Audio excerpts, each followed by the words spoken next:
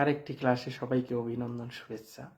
তো আজকে যে বিষয়টা নিয়ে আলোচনা করব সেটা হচ্ছে খুব একটা গুরুত্বপূর্ণ বিষয়। ঘূর্ণপাত বৃষ্টি কি বা বলতে কি বোঝায়, সাইক্লোনিক রেইনফল কি, সেই বিষয় নিয়ে আলোচনা করব। প্রিভিয়াস ক্লাসে বা গত ক্লাসে আমি পরিচলন বৃষ্টিপাত এবং শৈলাক্ষেপ বৃষ্টিপাত নিয়ে আলোচনা করেছি। তো আজকে আমি আলোচনা করব ঘূর্ণপাত জনিত বৃষ্টিপাত। তো পাশে থাকবে, সঙ্গে থাকবে, তাহলে ক্লাসটা বুঝতে পারবে এবং জানতে পারবে। তো এই ঘূর্ণপাত জনিত বৃষ্টিপাত কি সেটা আমরা জেনে নেব। তো আমরা যদি দেখি নর্মালি যে পৃথিবীর মধ্য অক্ষাংশ অঞ্চলে কি হয়, অথবা যদি আমরা দেখি নর্মালি যে কোনো স্থানে যখন নিম্নচাপের সৃষ্টি হয়, হঠাৎ নিম্নচাপের সৃষ্টি হয়, তখন কি হয়, চারিদিক থেকে যে উচ্চচাপ অঞ্চলগুলো থাকে কি হয়, ভিন্ন ভিন্ন তাপমাত্রা আর্দ্রতা বিশিষ্ট বায়ু ওই নিম্নচাপ কেন্দ্রের দিকে প্রবাহিত হয়। বোঝা গেল কি বললাম? যখন কোনো অঞ্চলে নিম্নচাপের সৃষ্টি হয় তখন যে পার্শ্ববর্তী অঞ্চলগুলো থেকে যে উচ্চচাপ আছে সেই উচ্চচাপ থেকে বায়ু নিম্নচাপের দিকে আসে। সেটা ভিন্ন তাপমাত্রা এবং আর্দ্রতা বিশিষ্ট বায়ু হতে পারে। মধ্য অক্ষাংশের নিম্নচাপ অঞ্চলে সাধারণত ক্রান্তীয় অঞ্চল থেকে, মনে রাখবে কি বললাম, মধ্য অক্ষাংশীয় অঞ্চলে থেকে আগত উষ্ণ বায়ু,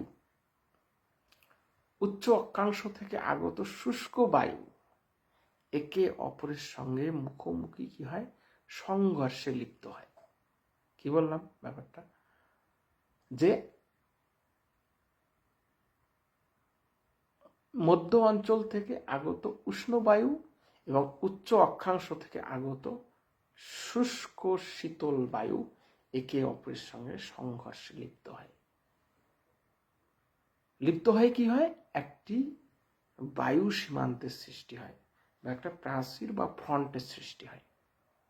এর ফলে কি হয়, এই উষ্ণ হালকা বায়ু শীতল ভারী বায়ুর ঢাল বরাবর উপরের দিকে উঠে যায় এবং ঝড় ঝঞ্ঝার সঙ্গে প্রচুর পরিমাণে বৃষ্টিপাত ঘটায়। বোঝা গেল কি বললাম, যে উষ্ণ হালকা বায়ু শুষ্ক শীতল বায়ুর ঢাল বরাবর উপরে উঠে এবং সেখানে ঝড় ঝঞ্ঝার সঙ্গে প্রচুর বৃষ্টিপাত ঘটায়। একে বলা হয় ঘূর্ণপাত জনিত বৃষ্টিপাত। বোঝা গেল? একে বলা হয় ঘূর্ণপাত বা সাইক্লোনিক রেইনফল। মনে রাখবে, সাধারণত আমরা যদি দেখি যে উষ্ণ বায়ু বা বায়ু সীমান্তে ঢাল বরাবর উপরে ওঠার সময়, যখন ঢাল বরাবর বায়ুটা উপরের দিকে ওঠে তখন কি হয়, অ্যাডিয়াব্যাটিক তাপে বা তাপ হ্রাসের হারের ফলে শীতল হতে থাকে। এই যে তাপটা উপরে যাওয়ার সঙ্গে সঙ্গে কি হয়, যত বায়ু উপরে যাচ্ছে তত তাপ হ্রাস পাচ্ছে। আমরা জানি প্রত্যেক কিলোমিটারে 6.45 সেন্টিগ্রেড হারে তাপমাত্রা কমে। তো এই থিওরিটা তো এখানে কাজে লাগবে, যে যত বায়ু উপরের দিকে যাচ্ছে তত কি তাপ শীতলতার কারণে কি হয়ে যাচ্ছে, জলীয় বাষ্পঘন বায়ু ঘনীভূত হয়ে যায় বা শীতল হয়ে যায় এবং পরবর্তীকালে মেঘের সৃষ্টি করে বৃষ্টিপাত ঘটে। সেটাই হচ্ছে ঘূর্ণপাতজনিত বৃষ্টিপাত। মনে রাখবে, এই বৃষ্টিপাত যদি আমরা দেখি যে ভিন্ন ধর্মী বায়ুপুঞ্জের সংঘর্ষের মাধ্যমে এই বৃষ্টিপাত সৃষ্টি হয়, যেটা আমরা দেখি নর্মালি যেটা দেখি যে বায়ুমণ্ডলের যে উষ্ণতা বা বায়ুর ঘনত্ব বা বায়ুর দিক প্রভৃতির উপরে এই বৃষ্টিপাত অনেক অংশ নির্ভর করে। কারণ বায়ু যে দিক থেকে প্রবাহিত হয় বৃষ্টি সেদিকে হবে, নর্মাল কথা। এই ঘূর্ণপাত বৃষ্টি যে বিস্তৃত অঞ্চল জুড়ে একটা সংঘটিত হয়, সেই সময় এই বৃষ্টিপাত কি হয়, দীর্ঘ সময় ধরে স্থায়ী হয়।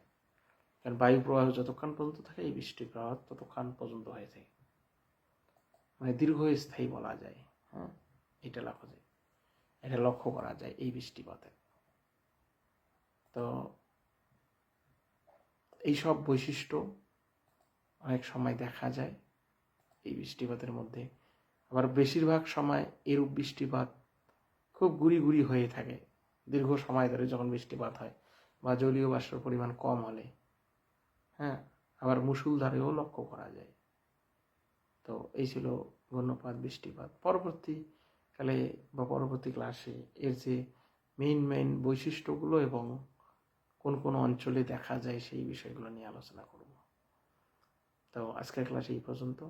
সবাইকে আবারও অনেক অনেক ধন্যবাদ পাশে থাকার জন্য।